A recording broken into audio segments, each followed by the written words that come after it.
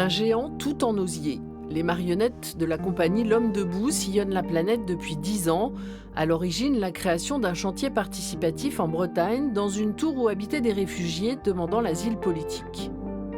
Comme on était là pendant 5 semaines et que eux, ils n'avaient pas le droit de travailler, et ils sont venus tous les jours fabriquer la marionnette. Ils ont rencontré les abonnés du théâtre, les gens de la ville qui venaient plus habitués.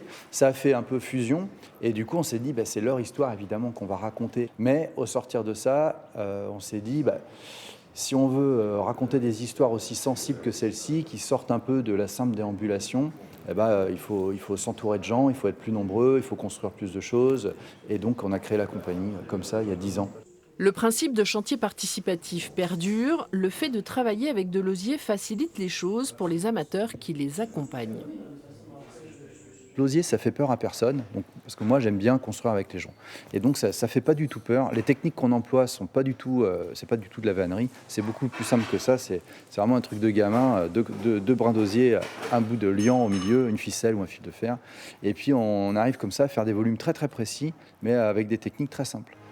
Au fil des ans, les méthodes de création ont évolué. Actuellement, la compagnie collabore avec une autrice pour écrire le prochain spectacle. Elle a des méthodes que moi je n'ai pas, et donc elle me renvoie des choses, c'est bien.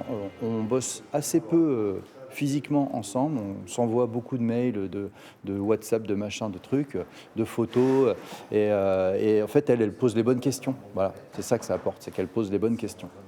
Les techniques de manipulation ont elles aussi changé. La naissance de chaque nouvelle marionnette entraîne une remise en question. On n'est pas au bout du truc, quoi. C'est vraiment un travail. C'est drôle parce que peut-être tu m'aurais posé la question il y a 8 ans, je t'aurais dit ouais, tu vois, c'est bien, ça marche déjà et tout. Alors on est en train de travailler d'autres choses. Aujourd'hui, je te réponds la même chose, tu vois, c'est bien, ça marche, mais on est en train de travailler d'autres choses. C'est-à-dire que voilà, ce qui nous intéresse, c'est de pousser le mouvement. En ce moment, on travaille beaucoup avec des chorégraphes.